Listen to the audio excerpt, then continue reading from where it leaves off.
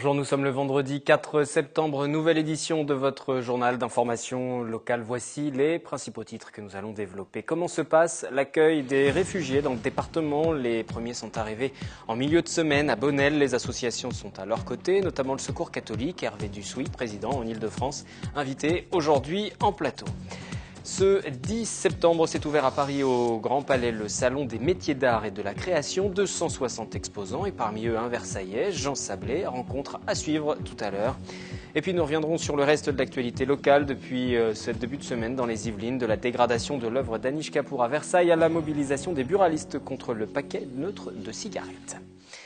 L'invité fil rouge donc de ce vendredi, Hervé Dussouy. Bonjour. Et bienvenue en plateau. Vous êtes le président du Secours catholique dans les Yvelines et en Ile-de-France. Nous allons largement évoquer avec vous la situation des réfugiés, mais tout d'abord cette information qui nous est arrivée en début de journée. Un détenu de 41 ans a été blessé jeudi soir après avoir mis le feu à sa cellule de la maison d'arrêt de Bois d'Arcy. La victime et 5 surveillants légèrement intoxiqués ont été conduits à l'hôpital du Chesnay et à la clinique des Franciscaines à Versailles. On parle de politique à présent. Les élections régionales se déroulent les 6 et 13 décembre et chaque formation occupe le terrain. Pour les Républicains, à Poissy, David Douillet, chef de file des Yvelines pour ce scrutin, vient de tenir un nouveau meeting, vous le voyez. Thème abordé sans surprise, les transports. Il a évoqué manque de sécurité, rénovation en retard et pertes engendrées par la mise en place du fameux pass Navigo à tarif unique. Un pass Navigo à tarif unique, pourquoi pas. La gratuité totale dans les transports parisiens, j'en rêve, mais on n'a pas les moyens. Aujourd'hui, la tarification unique du pass Navigo, qui, comme par hasard, tombe là à quelques mois avant l'élection, comme par hasard, pour moi c'est une décision, c'est de l'irresponsabilité politique. Pourquoi? Parce qu'elle n'est pas financée. Aujourd'hui, M. Barthelone, avec M. Calfon, cherche le moyen de financer ces 200 millions d'euros qui manquent. Le bilan, après 17 années de gestion régionale par les socialistes, il est catastrophique sur tous les niveaux, mais en particulier au niveau des transports. Voilà. Hervé Dussouy, le président du Secours catholique dans les Yvelines, je ne vais pas vous faire réagir sur le pass Navigo à tarif unique, mais plus globalement sur ces régionales qui approchent et sur l'engagement des politiques. Est-ce que vous, en tant que responsable en Ile-de-France du Secours catholique, vous avez des attentes particulières? Est-ce que vous faites passer des messages? Parce que c'est un peu le jeu avant les élections, tout le monde veut faire passer des messages aux politiques. Passer des messages, c'est pas directement mon rôle. On dialogue très régulièrement avec les politiques, on dialogue avec les maires, les députés, le conseil général, et dans un dialogue en principe constructif, on essaie de trouver des solutions.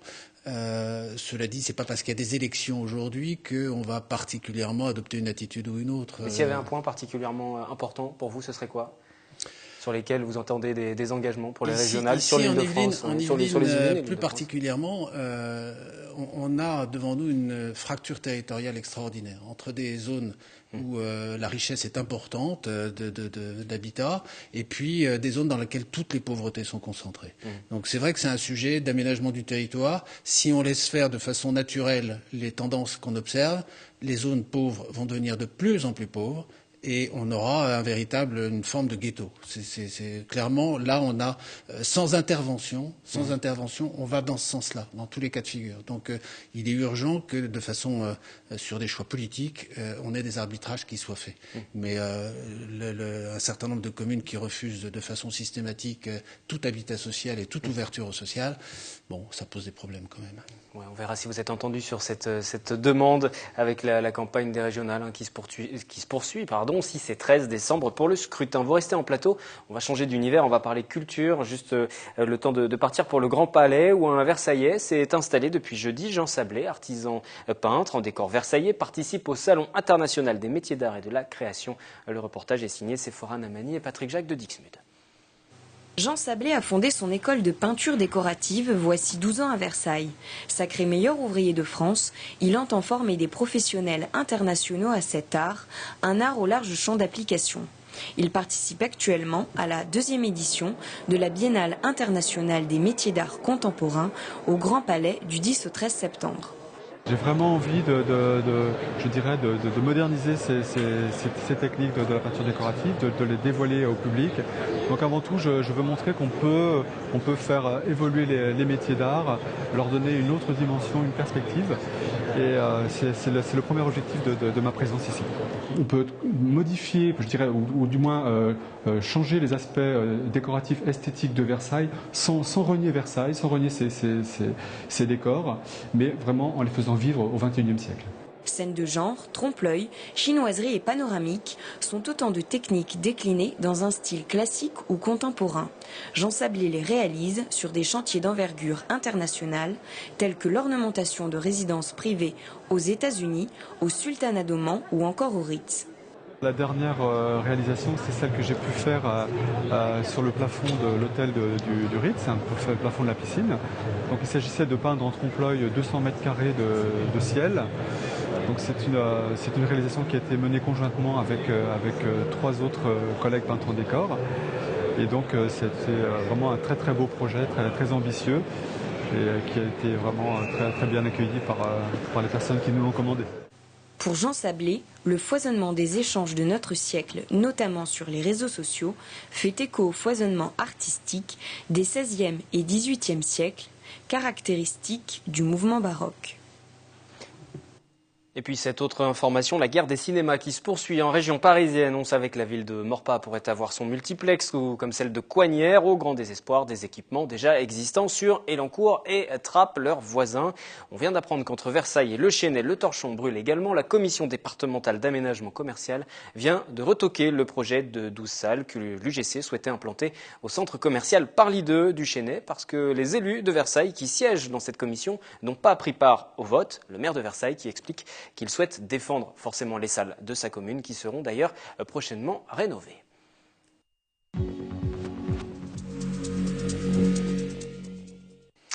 On passe à présent à l'essentiel de l'actualité de la semaine. Que s'est-il passé dans le département, sur Saint-Quentin-en-Yvelines et alentours? Voici un résumé en images.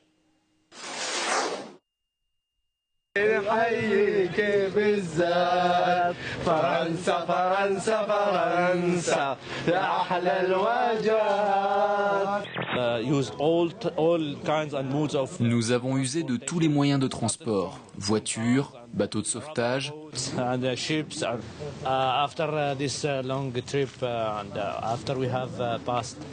Après ce long voyage et après tous ces kilomètres et ces pays, et ce que le monde a vu à Budapest, c'est le début d'une victoire pour nous d'être ici en sécurité. On a des partenaires locaux auxquels on va s'adresser et leur dire « et si ensemble on faisait un effort ?» On n'est pas obligé, on ne peut pas en accueillir 15, 20 familles, mais on peut peut-être accueillir quelques familles. Et puis à l'échelle de l'agglomération, il y a des associations, il y a des services, il y a des villes qui peuvent peut-être faire plus d'efforts que d'autres. En fait, on est contre le paquet neutre de Marisol Touraine qui veut en fait, il faut faire une différence entre le paquet neutre et le paquet générique. Le paquet générique, c'est ce qui a été voté par l'Europe.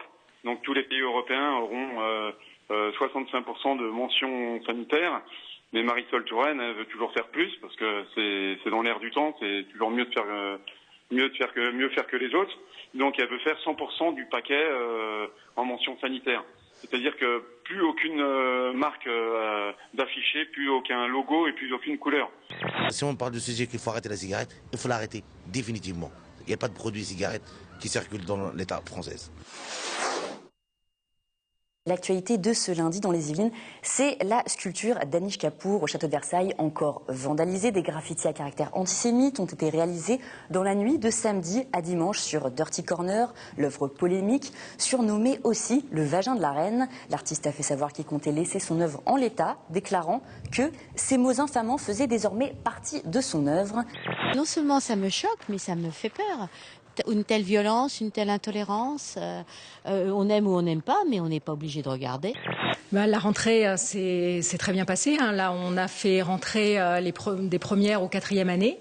Bon, les étudiants qui avaient connu le site de Levallois étaient particulièrement contents.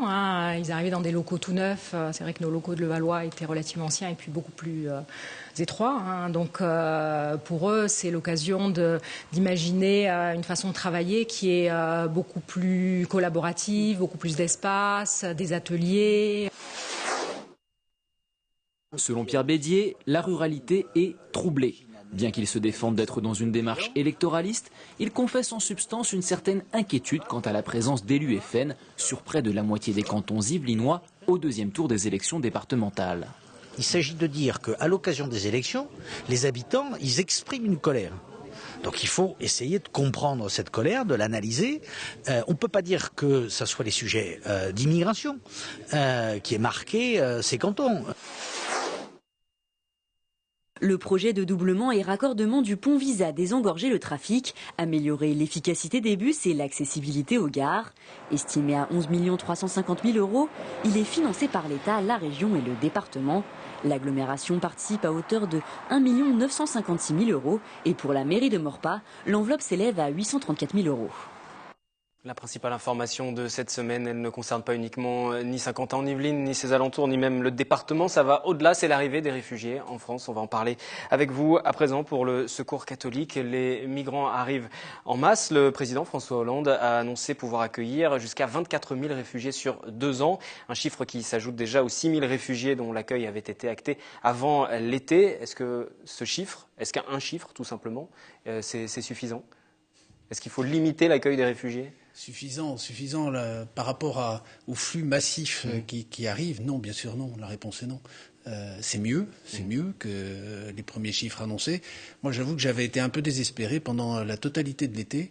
On parlait absolument pas d'accueil. On parlait exclusivement de la manière de fermer les frontières, de rendre étanche notre pays et l'Europe. Ce qui se passe dans certains pays encore aujourd'hui. Et ça se passe encore dans certains pays.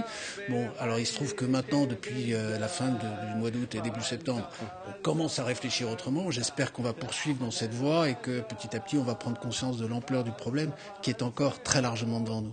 78 réfugiés qui sont arrivés dans le département cette semaine. C'était à Bonnel, vous en avez vu les images il y a quelques instants et on va les revoir.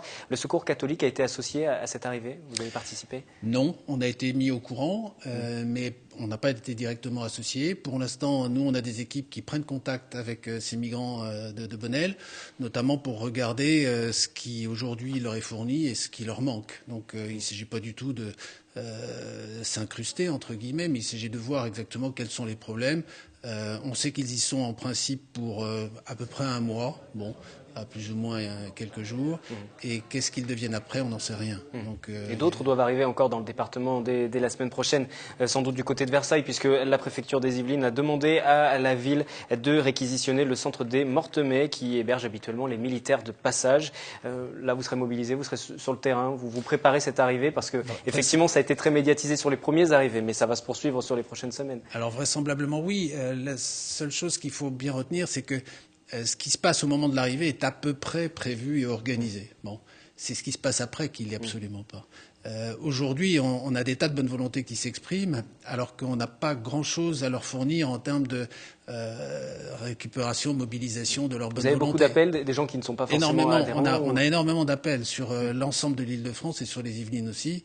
On a des appels de tout type, de personnes qui proposent quelques heures par-ci par-là, en tant que traducteur-interprète, en tant qu'accompagnant, en tant qu'hébergement, et ainsi de suite. Donc, bon, c'est bien, mais il va falloir tenir dans la durée là-dessus. Parce que l'enjeu, effectivement, vous le dites depuis tout à l'heure, c'est après qu'est-ce qu'ils vont devenir ces réfugiés? Le but, c'est qu'ils s'intègrent en France, c'est qu'ils rejoignent leur pays, qu'ils partent dans un autre pays? Alors, aujourd'hui, on n'en sait rien de façon très concrète. Il est plus que probable qu'un nombre important d'entre eux soient amenés à passer plusieurs années chez nous. C'est à peu près évident. Donc, ce qui est fait en ce moment et ce qui est organisé, c'est leur arrivée pour vérifier d'où ils viennent, leurs droits, et ainsi de suite, établir une feuille de route d'une certaine manière. Mais à partir du moment où on les considérera comme des réfugiés, c'est-à-dire où ils seront en France de façon légale, en gros, c'est débrouillez-vous, quoi. Emploi, logement, et là, pour le coup, le travail des associations va devenir extrêmement important. Vous avez développé le réseau Welcome. C'est pas propre à l'arrivée des réfugiés aujourd'hui. Comment ça fonctionne, ce réseau Welcome, justement? Alors, Welcome fonctionne déjà depuis un bon moment. Welcome a été lancé, c'est une initiative jésuite. Et les jésuites se sont souciés de cela il y a maintenant pratiquement une dizaine d'années, dans l'accueil de réfugiés.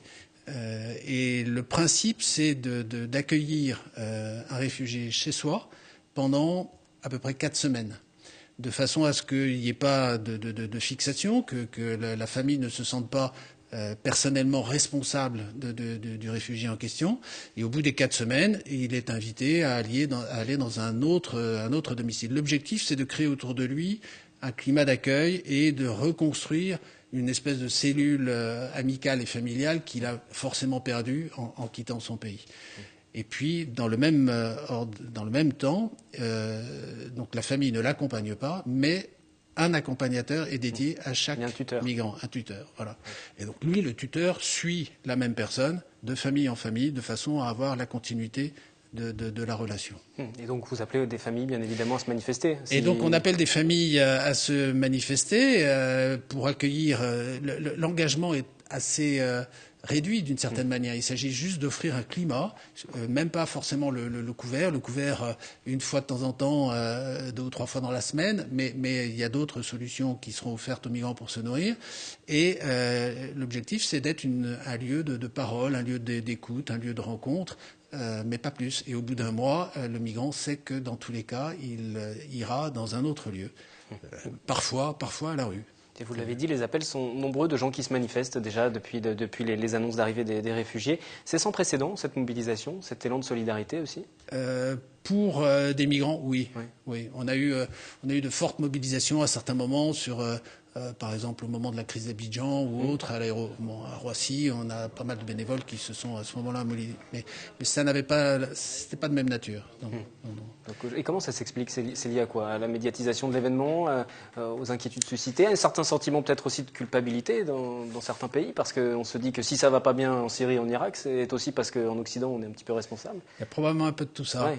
Il y a probablement un peu de tout ça, et en même temps aussi des images fortes qui nous parviennent, qui ont remué, c'est certain. Moi, je me réjouis de voir ces mouvements-là. Maintenant, c'est un peu dommage qu'il faille en arriver à autant de force des images pour qu'on bouge. On a maintenant le cuir assez épais et il faut du temps pour réagir. Les différentes déclarations de politique, alors certains maires se manifestent, disent oui, effectivement, je vais... Pas beaucoup en Yvelines. Pas beaucoup en Yvelines, justement, c'est là que je voulais en venir. Certains maires se manifestent. Ils sont combien dans les Yvelines d'ailleurs à s'être manifestés officiellement? Ça dépend. À la minute où on se parle, 4. Oui, pour l'instant, vous en avez 4 sur les 262 communes du département des Yvelines. Ça fait effectivement assez peu. Et vous comprenez ces réticences que peuvent avoir certains maires, les différentes déclarations qui sont faites? Oui, je comprends assez bien. Il y a plusieurs manières de regarder les choses. Il y a une manière à la fois pratique, c'est pas forcément simple d'organiser l'arrivée de migrants. Et puis il y a une manière aussi plus politique d'examiner le sujet. À savoir que, vous l'avez dit tout à l'heure, on n'est pas très loin d'échéances électorales. L'arrivée de migrants, même si aujourd'hui on commence à avoir pas mal de personnes qui se disent en faveur de cette arrivée de migrants, ça reste encore assez limité. Si on va dans le détail, c'est oui, je suis pour l'arrivée de migrants, mais pas chez moi. Il y a Nicolas Sarkozy qui dit qu'il faut une nouvelle politique d'immigration européenne, il faut revoir Schengen. Non, mais Nicolas Sarkozy, il est en campagne, donc Et vous percevez ça comment? Bonne, mauvaise idée? Non, ce que je crois, mon boulot à moi n'est pas directement sur la politique politicienne. Non, mais ça vous impacte, les décisions qui sont prises. Ça nous impacte, mais la réalité de ça, c'est qu'il faut quand même bien qu'on réfléchisse. D'abord, on regarde bien la planète Terre comme une et entière au niveau du climat, au niveau de l'écologie, au niveau des matières premières, au niveau de l'argent, au niveau des cerveaux, et ainsi de suite. Et on se refuse à la regarder au niveau de l'humain. Bon, c'est quand même ce qui nous réunit tous, l'humain. Et dire, vous êtes né du mauvais côté, c'est malheureux pour vous, moi je suis né du bon, je suis désolé, mais ça restera comme ça. C'est quand même une attitude qui humainement est difficile à supporter. Merci Hervé Dussuit d'être venu sur le plateau, président du Secours catholique dans les Yvelines et pour l'Île-de-France également. Et nous suivrons bien sûr cette actualité, l'arrivée des réfugiés, des migrants au cours des prochains jours. Et nous irons sans doute vous voir sur le terrain, agir avec vos bénévoles qui sont très mobilisés. Vous serez le bienvenu. Merci beaucoup à vous. Merci. Pour la fin de ce journal du vendredi, quelques mots d'éducation. Les étudiants étrangers de l'Université de Versailles-Saint-Quentin en Yvelines qui ont fait leur rentrée cette semaine. Ils viennent des 4 coins du monde pour suivre des enseignements dans cette université francilienne. Fanny Bourdillon. Je m'appelle Aneta, je viens de la République tchèque. Je m'appelle Beth et je viens de l'Angleterre. Je m'appelle Sylvia et je suis polonaise. Maroc, États-Unis, Hongrie, les 70 étudiants étrangers de l'UVSQ viennent des 4 coins du monde. Ils ont posé leurs valises à Saint-Quentin en Yvelines pour un semestre de 6 mois ou une année entière. En cette rentrée, l'association étudiante French Me Up est là pour les aiguiller. Elle a le but d'intégrer les étudiants étrangers, de les faire aimer leur séjour en France et également de promouvoir l'échange. French Me Up organise des visites de campus, présente les cours, prépare des repas de bienvenue. Tout est fait pour que les étudiants se repèrent rapidement dans l'université. Et les premières impressions sont plutôt positives. Ici, les campus sont très bien équipés, les ressources sont disponibles, aussi le personnel est toujours disponible et répond à toutes nos questions. Avant d'attaquer les cours la semaine prochaine, les étudiants doivent passer par la case administration, une étape angoissante. On a beaucoup à faire, les documents de remplir. Donc oui, maintenant je suis un petit peu stressée, mais il y a beaucoup de gens qui sont dans le même cas que moi, donc je ne suis pas seule. Oui, je suis un peu stressée parce qu'il faut faire beaucoup de documents, remplir beaucoup de documents et l'administration en France est très compliquée.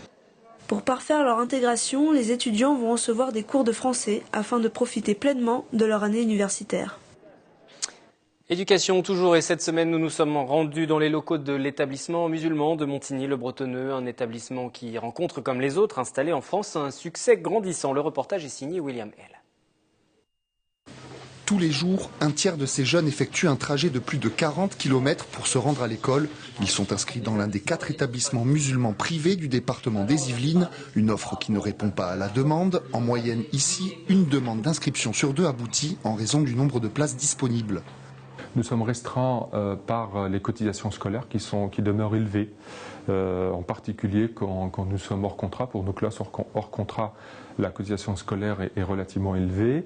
Et nous sommes aussi contraints par l'espace, parce que nous avons un bâtiment qui, bien qu'il soit grand, on ne peut pas accueillir toutes les demandes. Et aujourd'hui, nous nous limitons à une classe par niveau, par exemple.